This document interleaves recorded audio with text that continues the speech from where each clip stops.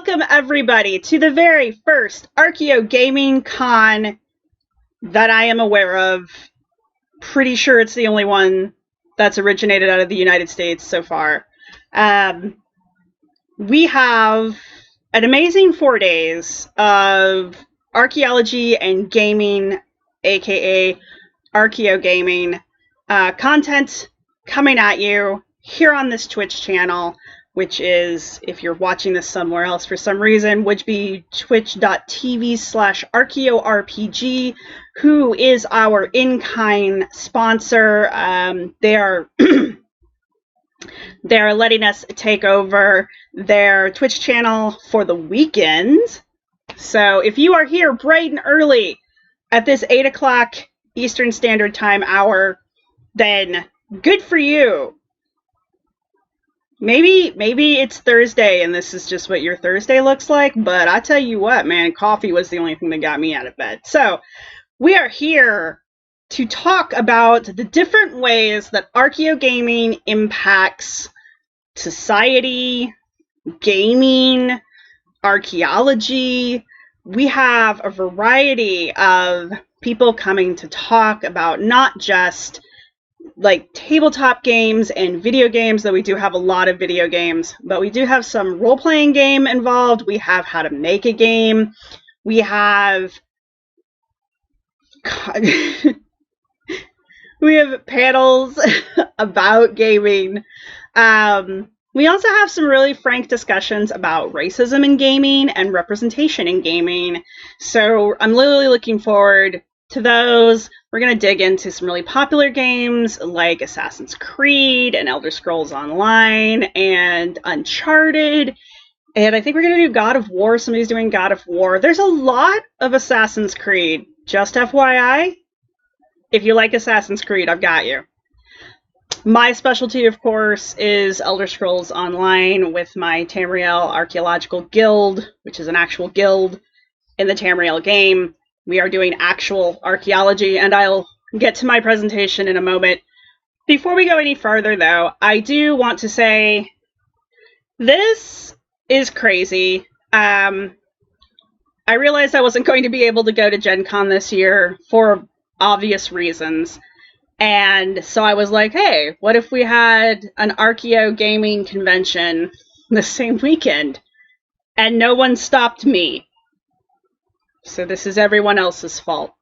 This has gone together much smoother than I anticipated it going, considering we as a whole put this con together in 3 weeks. It took us, I think, 3 days, 72-ish hours to get everything organized, to get the Discord going, and to start getting it populated with people who were interested in participating either by giving a panel or just kind of watching to see if we were going to turn into a dumpster fire, which, thank God, we did not. So yeah, 72 hours after I put out my random tweet about, hey, let's do an ArchaeoGaming Con, we were doing it. And we have, over the span of the planning period, we've had over 30 presentations proposed. I think the majority of them have made it to the final cut, which is just amazing to me. No fault on anybody. If you proposed something and it didn't make it, the fact that you even proposed something, you're like, hey, look at this thing. It's only going to take 3 weeks. Oh, wait, yeah, sure, I'll throw my hat into the crazy. Why not? Thank you all for doing that. Thank you, everyone who's getting ready to watch this. Even if you don't watch mine, thank you for sticking around and watching somebody else's. If you're just here for 1 or 2 presentations, it's fine with me too. Thanks for coming. That's great. I do want to say that this would not have been possible if there had not been so much interest in it. And like I was saying earlier, I'm very happy with the very few mistakes or issues that have arisen. And I know this is going to sound weird, but maybe some of you who are perfectionists will understand, these damn straps. All of the problems that have occurred are kind of a me thing, like me not being prepared or me not thinking things through. So any of the problems that are actually popping up, I'm really happy to say have all been a me problem. And I mean, I can count no major issues. We've had a lot of really good questions. We've had a lot of great people asking about hammering things out and making things more clear for the next time we do this. Because maybe we're doing this again next year with more planning, not just 3 weeks. Everyone who has offered to help and who has offered to participate has done a phenomenal job. Nobody has let me down. Nobody has disappointed me. Every step of the way just makes me more and more excited about everything that we're getting ready to do these next 4 days. And I'm just really humbled and really appreciative of everybody's support and everybody's willingness to just kind of drop life for 4 days and do nothing but talk about archaeology and gaming. Two of the world's funnest things. Digging in the dirt and pretending to be imaginary people. They kind of go hand in hand. So I do want to I'm not going to give a shout out to everybody who is involved because there are at current count close to 80 individuals who are involved in this in some capacity. Most of them are the presenters, which means they're doing all the hard work. All I had to do was everything else. Which, I don't know, I feel like the process of creating is more stressful, whereas the process of organizing and making things fit, I don't know, I feel like I was just here and everybody else did stuff. But that being said, this, honest to God, would not have been possible without Bill Octor, aka ArchaeoThoughts on Twitter, and also the brainchild behind ArchaeoRPG, and him donating the channel and his time to creating a lot of the, I want to say propaganda because I think it's a funny word, but you know what I mean, the advertising and the stuff that have gone out. Again, we're using the Twitch channel for ArchaeoRPG. Super excited about that. I would have done this on my own channel, which is Archie Fantasies, if you didn't know. But it just brand-wise fits ArchaeoRPG for obvious reasons. And the other person who I could not have done this without is Christina Krupa, Dr. Christina Krupa, who is, God, I hope I said your name right, is like the organization queen. And just like okay, look, I'm good at Google Docs. I like to think I'm good at Google Docs. I am wrong. Dr. Krupa kicked ass, took names, locked everything down so people couldn't change things anymore. Like, she nipped problems in the bud before they ever even occurred. Super happy about that. So, for both of you, thank you very much. I could not have done this as smoothly as it has gone without both of you helping me. And that being said, thank you to all of my presenters who you're getting ready to see in the next 4 days.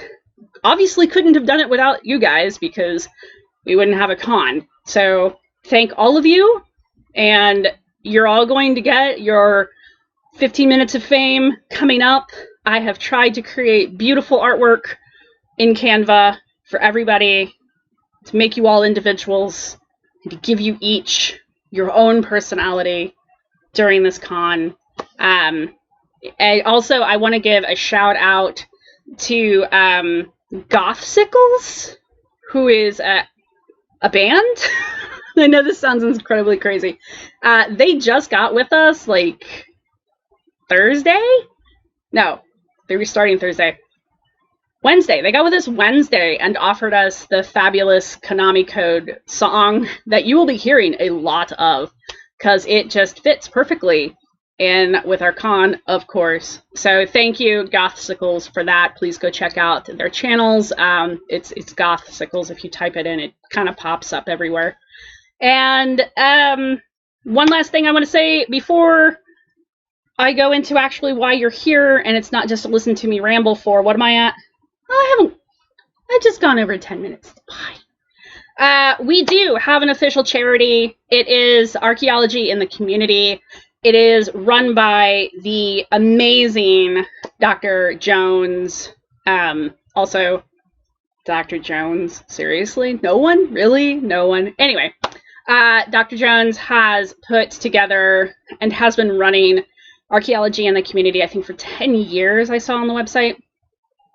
What she does is she puts together accessible archaeological educational programs and classes for kids and adults, but mostly kids, and offers them for free a lot of times to the community. She is based mostly out of the DC area, but I have it under good authority that they are expanding to a national organization, or at least they were going to, which is another reason why I really felt like using them as our charity this year was vastly important, because of the thing that shall not be named, because I don't know how that affects videos, but the big C right now, C19, not C14. Anyway, of course, everybody's been impacted negatively. I don't think anybody hasn't been impacted negatively by it.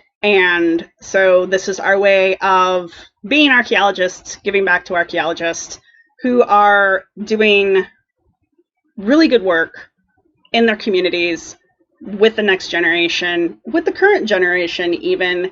And so that being said, if you would like to donate to a worthy cause, a worthy archaeological cause hell-bent on teaching archaeology to children and bringing diversity into the archaeological field, then please go over to the Archaeology in the Community donation page. And there they have a series of donations you can just randomly click on, because those are the amounts that they would like to receive and I would like you to give them. And if you do, I will give you a thing just for donating money to archaeology in the community. And also, if you don't want to give one of the preset amounts, they do have the ability to give whatever you want to give. And any donation over $5 will receive a official vinyl sticker. I think they're vinyl. That's what the website said they were. The website said they were vinyl. Don't yell at me. But an official sticker for the con, proof that you attended and you were part of year 0 of the ArcaheoGaming Con. All you have to do is go and do the donation, obviously, and then they'll send you an email. You can just send me a copy of that email along with your mailing address. That's all the personal information I need from you, is your name and the proof that you donated and your mailing address. That's all I want from you. And then I will make sure that the Redbubble website sends you your stuff and you can be an archaeological hero too. Now, enough rambling. I hope I've gotten all the information I need to get out to you. The schedule for the next 4 days will be popping up on this channel periodically. If you need more information about the schedule, gosh darn these straps, the next 4 days, please head over to the ArchaeFantasies Twitter or the ArchaeoRPG Twitter. We will be tweeting out who's coming up, what's being presented, and the upcoming schedules. Trying to think if there's going to be anywhere else these are going to be. I'm not putting it on my blog. There's a reason for that, but I might throw them up on the ArchaeoRPG blog just in case. But at this point, we're already starting the con, so stick around, pay attention, and, you know, these are fully interactive. You'll be able to chat on Twitter, Twitch. Well, you can chat on Twitter too, I suppose. Be sure to use the hashtag if you are. And yeah, let's get going on this con, people. Woo! Who's up for some Elder Scrolls? All right. I promised you a video about, the Tamriel Archaeological Guild. Welcome. Figured we can play a little while we do that. So, what am I doing? Woo! Alright, first off, this is my beautiful boy. My lovely little boy. He is modeled after my own cat. And Trumpy. Sorry, I'm just amused beyond words with this little pocket mammoth. But anyway.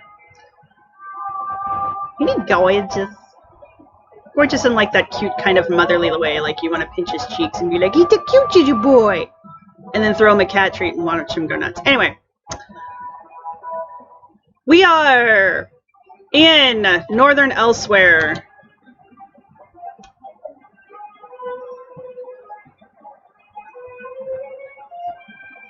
And the reason that is important... Sorry, I have an alarm. The reason that is important is because the Tamriel Archaeological Guild, again, a real guild in Tamriel, a flax, was kind of sort of founded here. And it was founded before... Look, I've already proven I can't fight things and talk at the same time, so let's just not.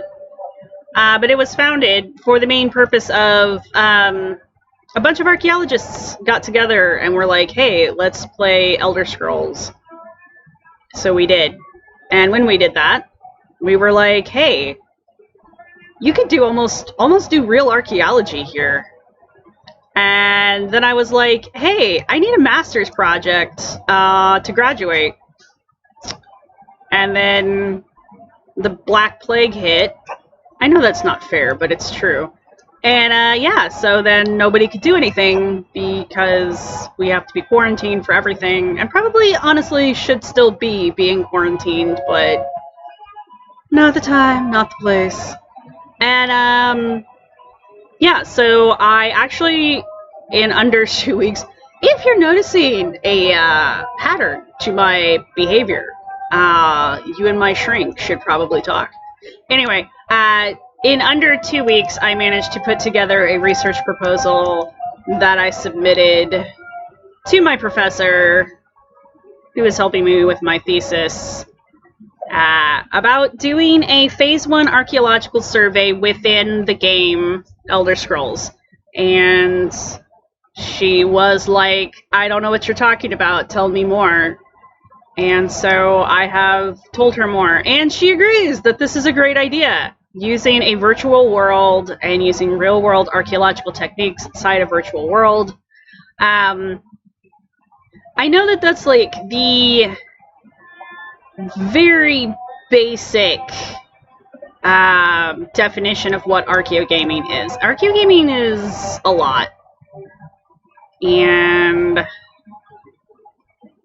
you're going to see me avoiding a lot of things. Especially that thing. But... Oh, shit. You saw me. Run! Run, you fools! Ah! Flee! Oh, good, he didn't follow me. Anyway.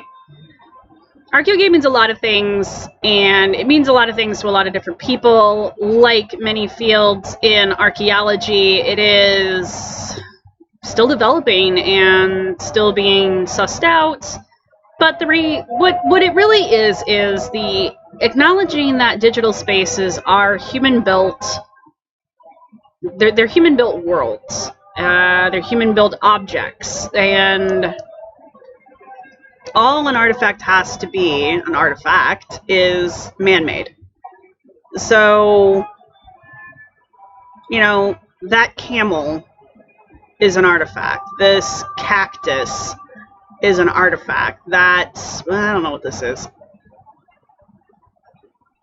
Tree. This is an artifact. So is this rock. Ah, darn it, you found me.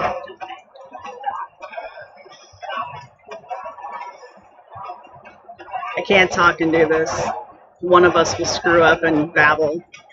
Die! I was busy lecturing! This Dune Ripper's hide, strange beach shield, and carapace that it had on it. Those are all artifacts, and they're now in my inventory. But my point being is that because everything in this game is man-made, this entire game is an artifact. But this entire game is also a site. which is why we can use archaeological methods to study it. And many of our presenters throughout the rest of the con are going to get into some real in-depth analysis of everything I just rambled about. So I highly recommend you stick around for that, because those are also people who are much better at explaining this than I am. But let me explain to you what I did, because I can explain that. So, for those of you who don't know me, I am a CRM archaeologist, and what that means is I do cultural resource management, aka contract archaeology. I am part of the many moving parts of Section 106, which is a law that is on the books specifically to help preserve our history in all its forms. Yes, so what I do, hey look, it's a dead thing. What I do is I go out into the real world, not the digital world. I need better words for this. And I do survey. And I do a type of archaeology called survey. We do several different phases. There's 3 of them currently. And within those 3, there's a breakdown of those 3. And the important one that you need to know is Phase 1A, which is pedestrian survey. In pedestrian, if you don't know what pedestrian means, it means walking, basically. There's a counterpart to that, which is also shovel testing, which is what it sounds like. We take a shovel and we dig some holes. And we see what's in the hole. Hey look, other players. Hi, other players. How are you? Oh, you're coming up here. Hi, other players. You just keep your bad attitude over there. That's right. Have fun with those. Anyway, since we can't physically dig, or at least at the time we were unable to physically dig in the game, this very game, we decided to use a Phase 1A survey method where we took the map, and yes, my beautiful map. We took this map and we found out that there are coordinates on this map, and then there's this guy that's just like, I don't know what happened to this dude. It's not perfect. We found some add-ons that helped us see the coordinates, so now I can not only see where my cursor is on this map, I know what my location is as well. We also found another add-on that allows us to put custom pins, which is what you're looking at here. Pretty much any pin that is colored is a custom pin. And then for some unknown reason, I thought it was a good idea to use white houses as a pin. That was a me thing. But as you can see, we did a lot. Every one of these pins was physically dropped, which means my character and my other 2 surveyors' characters, because there were 3 of us, and I thank you all who partook on this crazy adventure. Every one of these flags, my character was physically present to drop. And what we did is we dropped a pin, and it automatically took down the longitude and latitude of the map for us, which is always 100, 100. There's always 100 one way, 100 the other way. What we don't know is what those are supposed to represent, so we chose to use the word meter because we're archaeologists and we work in the metric most of the time. So as you can see, we not only left a pin, dropped a pin, and the coordinates, a lot of these we left a... I'm checking my game. See, I'm on the game right now. Thank you, Alexa.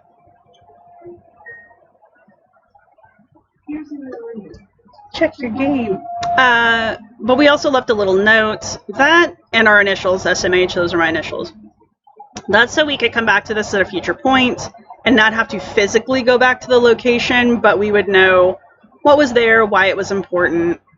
We have various different icons that mean different things. Some of them are kind of self-explanatory, some of them not so much. This feather means NPC. We didn't have a good NPC icon, so there it is. Yeah. I really liked all of these add-ons. They were great. This is part of the game. You will notice that there are... There we go. Other people's initials. Those are the other people who worked on the survey with me. Dr. Krupa, Christina Krupa, who I have mentioned earlier, was pretty much the person that did all of the transects. So any of these straightish lines that you're seeing, these are what we call transects, and they are evenly spaced throughout the map. They run from one side of the board to the other, and they map the space that your character can go into. And then within those transects, we mapped everything that fell within a certain range of items. Now, I ran the perimeter of the maps. Now, you will notice that the map is huge, but these little red flags, these little crimson-y raspberry flags, they mark the actual border. They mark the part of the map where you can no longer go any further. Most of the time on the maps, these are marked with mountains. Like when you're playing the physical game, there's a physical barrier there that keeps you from being able to go any further on the map when you're in the game. And you can see them on the map, but there are also spaces that show up on the actual map that you can't get to from the base game, from the base map. There's a way to get there, but I think you have to go through... Yeah, you have to go through the This is the actual Adeptorium, and this is the entrance to said Adeptorium. So it's interesting to me how much space is depicted on the maps that isn't actually used, and I can figure out where on the map those would be because I can kind of point at it with a cursor and compare it to, you know, the actual map point of my flags that I've dropped. Eventually, I want to take all of these points, and they can be removed from the... I mean, I can access this data on the back end of the game, so I can go in and basically pull this data out, put it into a raster format, and then I can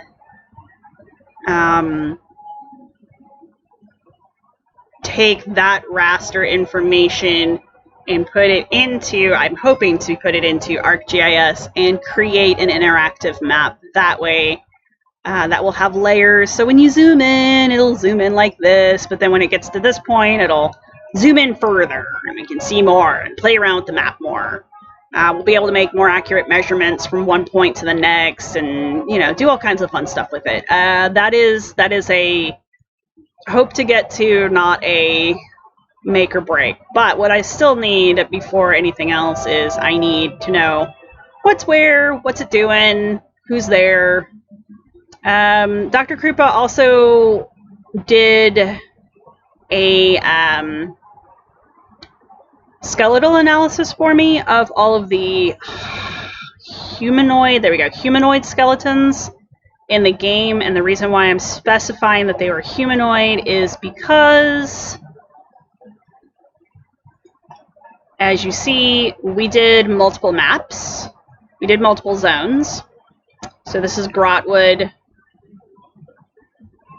which is a wood elf dominated zone, and then of course Northern Elsewhere, which is the Khajiit, the Khajiit, and then we did Mirkwood. Where's Mirkwood? Mirkwood's another, isn't it? Yes, Murkmire, sorry.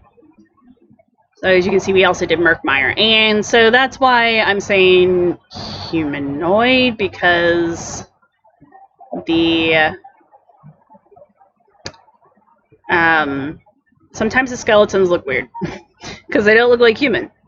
But they all have the same, like, 2 arms, 2 legs, 1 head. Sometimes you have a tail, sometimes you don't. You don't find any, like, truly odd, like an insectoid one. You don't see one of those, or, you know, encephalopod.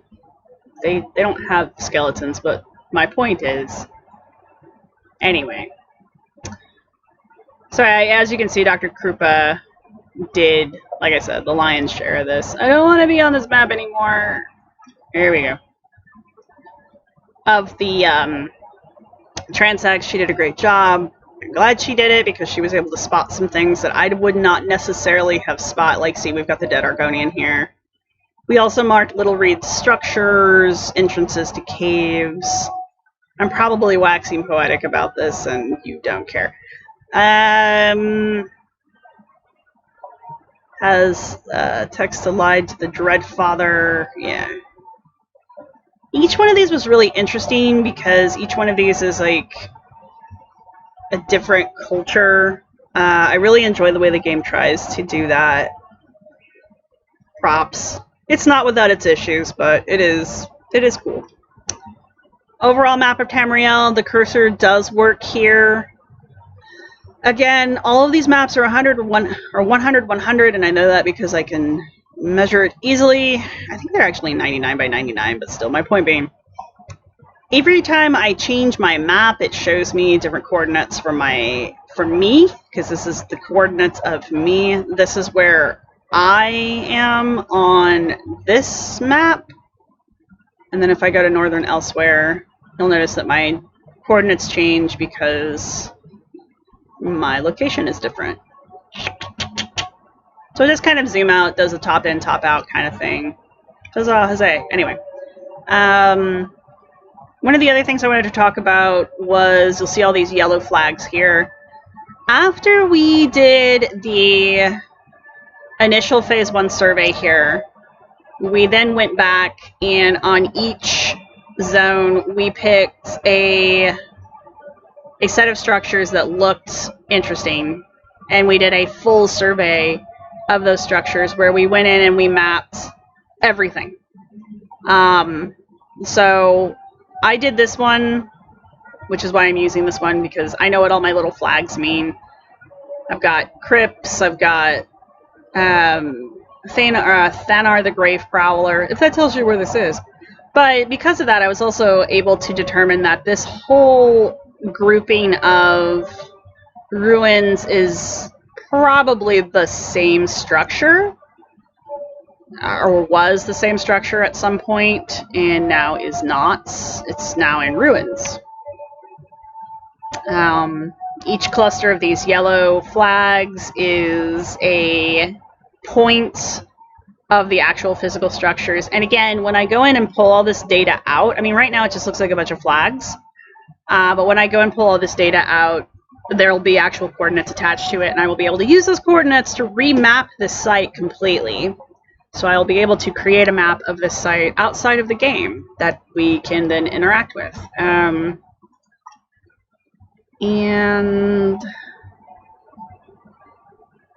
that's the reason I wanted to show you that one, is because I have not uploaded the ones from Grotwood and Merkmire.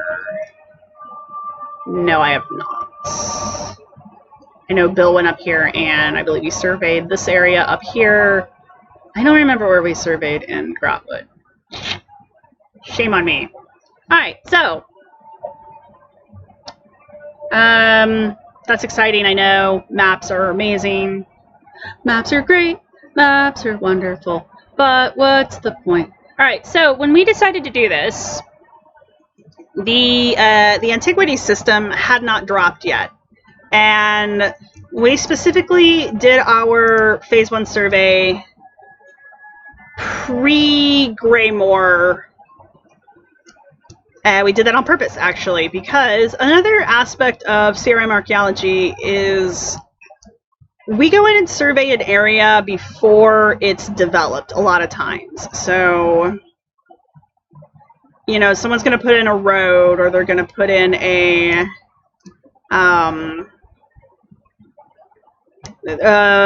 cell tower, or anything. Anything that gets built and it's disturbing the ground, or has the potential to disturb the ground, you'll see a crew of archaeologists go in before the building equipment goes in. And that's because we have to go in and make sure that there's nothing of historical significance that's going to get destroyed or disrupted, and, you know, how significant it is, and there's a whole bunch of other things that go into all of that. What is that? A jackal? Why are you sparkly? Weirdo. Oh, it's a crow. Bye, crow. Anyway, so that kind of corresponded with our surveys of the area, because everything that was surveyed before the new download. And the reason for that was we weren't sure how things were going to change with the new antiquity system getting put in. We weren't sure what was going to be impacted, if the map themselves were going to change, if structures were going to get moved around or added. It's not uncommon for that to happen. So we weren't 100% positive what was going to occur. So what we did is we did the survey in 2 weeks. We managed to get all 3 of those zones surveyed in 2 weeks, and we were able to get the bone analysis done in that 2 weeks as well. And it was pretty cool, actually. And much like every other survey on the planet, we now have all this data, and we're going through it, and we're putting a report together. And by I mean me. So right now I have a crap ton of stuff to put into. I'm using Google Forms, because another part of this is I want to make sure that all of this stays accessible to everybody. So once I get everything all written and put together, I will be making all of my research publicly accessible.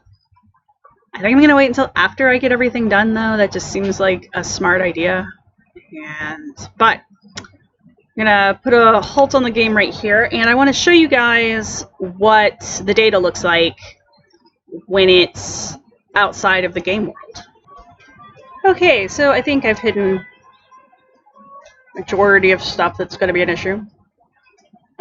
If not, oh well. So this is actually the Tamriel Archaeological Survey folder, where I have been storing all of the good stuff.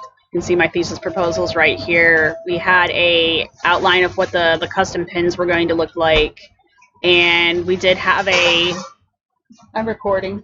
Sorry. And we did have a phase 1 procedural proposal put together, just so everybody knew what we were supposed to be doing when we did the survey. So after that, one of the things we did in the survey was we made sure that everybody took videos. Everything got videoed. Everything got videoed. So we did do Southern Elsewhere, but we decided not to go forward with Southern Elsewhere. That's right. So let's not linger here. Google, read my mind.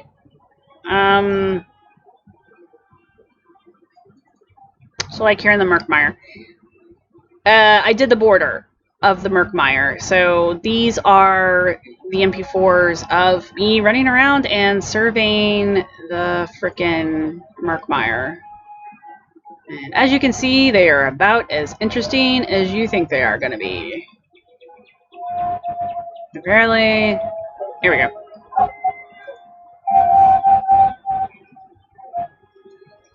I also thought that it was going to be a genius idea to use a different character in each zone. So instead of using my Khajiit here, I'm actually using my Argonian. Turned out to be a little bit more difficult than I thought it was going to be, because she's not very high level, and I'm going to turn the sound off on this. She wasn't very big, so we had a hard time getting into certain areas with her, we being me. But as you can see, I'm running around the border here.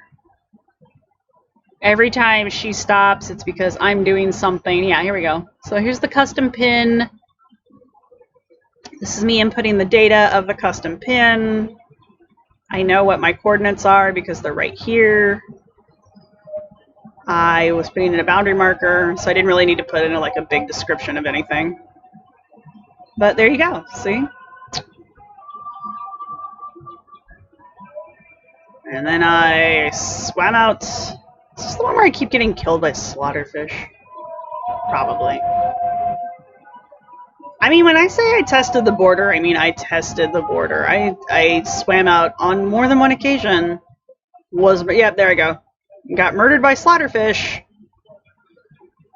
But I know where the border was. So, there you go.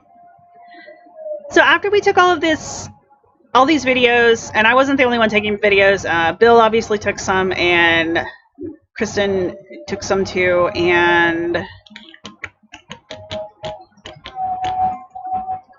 these are the accidental discoveries. She went in and videotaped all of that. The reason the video was so important was because it was our main documentation for what we did.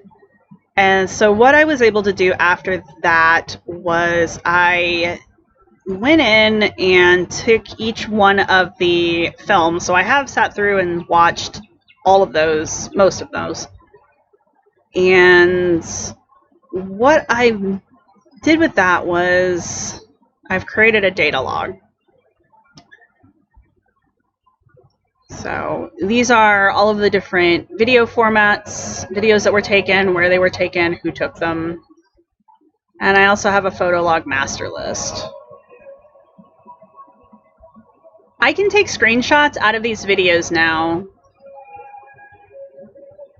And also the screenshots that people took while they were surveying. So I've got video and screenshots, but then I can take screenshots out of the videos as well. And that actually creates more videos. It also allows me, yeah, see, we're up to 300 videos coming out of this. Some of these are just, you can kind of see the little videos, or not the videos, the pictures. It's nice because, like with Christina's stuff, Christina ran all of these transects, and she took a lot of screenshots, which is great. But then when I sat and watched the transects, I was like, oh, I wish I had a picture of, you know, I don't know, these ruins from that angle. Because we video recorded everything, it gave me the ability to go back into those videos and take extra screenshots out. Because I need the whole video because it's documentation, but when I'm presenting, I don't really need the whole video. I just need a screenshot. So basically the videos allowed me to create a larger screenshot, or yeah, a larger photo log than I would have been able to do anyway, because I couldn't be there with Christina when she did every one of these transects. So if I want a specific screenshot, I have to rely on the videotape of her doing the transect, which is fabulous. Fabulous, because I can. Now, every one of these photos are then being treated as if they are the artifact bag, because we obviously can't pick up physical artifacts for obvious reasons. They don't actually exist, these things, so they don't tangibly exist.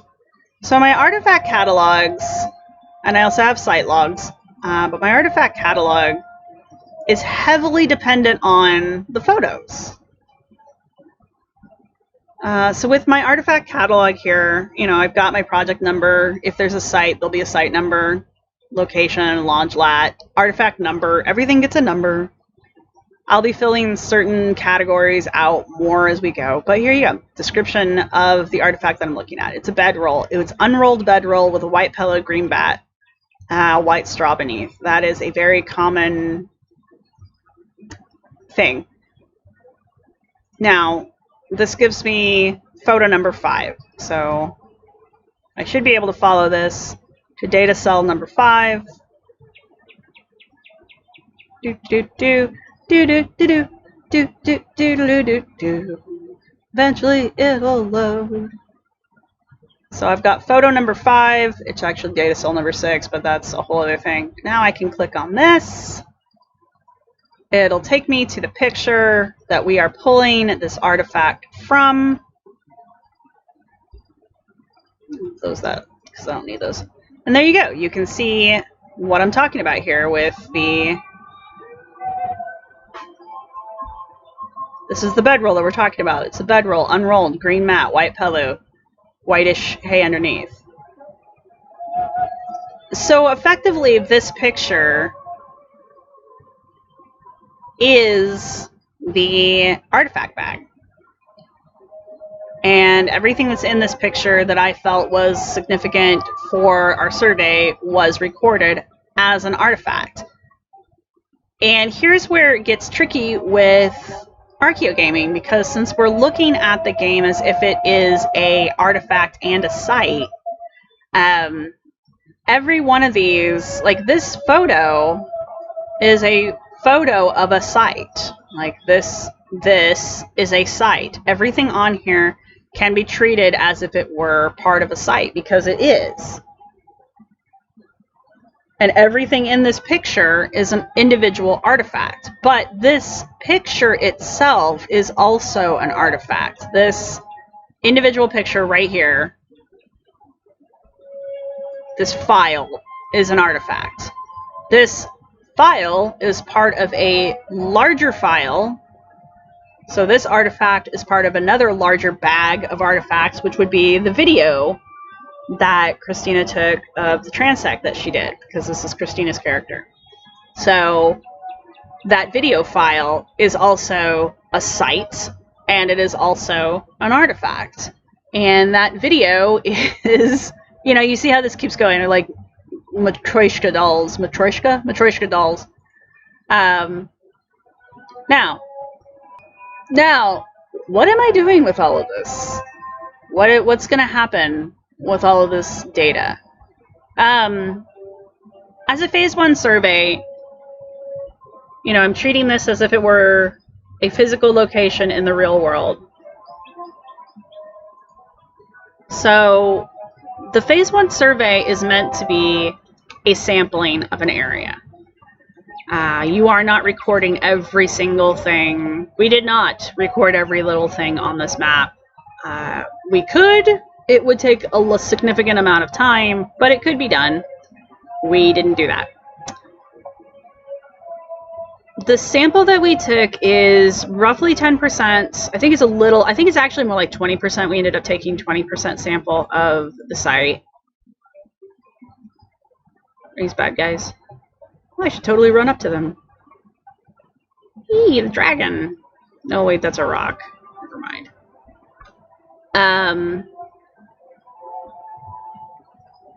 So by taking that sample, we can use it to kind of make some guesses about the overall area. The overall Northern Elsewhere zone, just based on the little sampling that we took. So we know how many, we can guess how many sites we came across, how many campsites we came across, how many campfires, modern structures, ancient structures. Again, we kept track of any kind of remains we ran into. We also kept track of isolated finds, which would be random individual artifacts that are just kind of, hi bud, off in the ether. Like, I think one of the things I showed you was a barrel. There was just a barrel hanging out in one of the transects. We recorded that. We didn't record things like the flora and the fauna. We did record hostels, but that was a lot more because when people go back, they might want to be prepared for the fact that they're going to get attacked by crap while they're trying to do survey. It happens. I died a lot doing this. So why is it important? That's the question we always keep coming back to. Why is ArcaheoGaming specifically important? I go back to the everything you see here is constructed. But everything you see here is constructed with a purpose. You know, this broken down wagon isn't random. The game itself did not go, oh hey, I'm just going to randomly slap a broken down wagon here. This was a decision that was made by the game developers. There's a story being told here. There's a story behind this wagon. There's a story behind this road that I'm walking on and these half walls that are here. There's a story behind these guide lights. I mean, yes, they're in the game to help me, the player, keep on the safe path in between towns. But there are also these guiding paths that are in between the major towns on this map. So what does it mean that all of these towns banded together at some point to create safe roadways and then marked them for people? You know, what's the story behind this beautiful structure? I think we're in Rimmon now. You know? What's the story behind these sugarcane patties? Because again, these are not randomly generated. These were put here by the game developers for a reason. Whether it's just like, hey, we need to have some rice patties or some sugarcane patties. Yeah, but why? What's the importance of the sugarcane? What's the sugarcane telling us? Well, if this is the main crop of the Khajiit, so this is kind of a way of demonstrating that this area is Khajiit. So ArcaheoGaming is important because it's not just a study of man-made objects and how we communicate culture in a game setting, because how we're communicating the culture in this game setting is how we perceive that culture should be presented in the real world. And that's what ArcaheoGaming is kind of about. ArcaheoGaming is a way of examining the real world by looking at how we construct our fantasy worlds. There's a lot of deep lore that goes into the Elder Scrolls games, and you know, the fandom for this game is A+. I've really enjoyed the fan-made stuff that I've run into about the lore in this game. And it's highly detailed. The game itself is highly detailed with its own back lore. And everything about that back lore tells us about how people interact with culture or how they expect to interact with culture in the real world. You know? So by studying ArcaheoGaming and by studying man-made worlds within a game, we are studying human beings' interaction with the cultures of the real world. If you play this game, you'll see a lot of overlap of things, a lot of ways of people saying in-game with visual cues, this culture is this culture is that. And because I have all these visual clues telling me that the Khajiit are supposed to be mimicking a certain real-world culture, I fill in the blanks for everything else. It's that kind of communication. It's visual communication of culture through game. But it's also a constructed culture. The Khajiit are not X culture in the real world. They're inspired by, but they are not meant to physically be a one-to-one representation of them. And I think the only one you can really say that about is like the Imperials and the Greco-Romans. They really are kind of a one-for-one there. And the Norse and the Nords, those are definitely a one-to-one. But so, overall, now that I've rambled for about 45 minutes, yeah, so my master's thesis is on this, and as you can see, I've got quite a bit of data that I am compiling. I can't wait to get it all done so I can actually start seeing what the data is telling me. And the reason that I'm doing this is because it's actually kind of important. It's important to see how we construct worlds that we are going to interact with to tell narratives about imaginary peoples, because that also tells us how we expect the real world to work. And it doesn't always work that way. But, you know, that's the fun of a game. Yes, Trumpy. Yes. Look, I named him Trumpy because he's got a trumpet. I don't have a better name for him. I guess I could name him Masty. Masty. Mastodon. Anyway, so yeah, thank you all for joining me on my great and I just really like this view, I'm sorry. This great and rambling escapade through the world of Tamriel. My Phase 1A survey is not the only research project, real-world research project that Tamriel Archaeological Guild is going to participate in. It just happens to be the first. We do have plans to take the Phase 1 into a full Phase 3 in the future, but it all kind of depends on me getting the Phase 1 done, so do. And yeah, we've got other things that we're studying here. We've got cultural studies and just game representation studies. We will get into that more. We, being Dr. Krupa, is doing a fabulous analysis of the Antiquities Circle, which is part of the new the new part of the game that dropped, the Greymore part. So I'm not going to say anything about that or show you any of my antiquity artifacts or even my scrying eye thing. And I will save my opinions. If you've watched any of my live streams before, you probably know my opinion of them. But yes, I'm going to let Dr. Krupa take that away and show us her amazing character that runs around in Elder Scrolls all the time. Because her character is like 600 leveled or whatever. Something crazy like that. But anyway, boom, nice shot of the sky. Thank you all for joining me. Stick around for the rest of the con. And I hope you all are having a good time. Anyway, I suck at endings. Goodbye.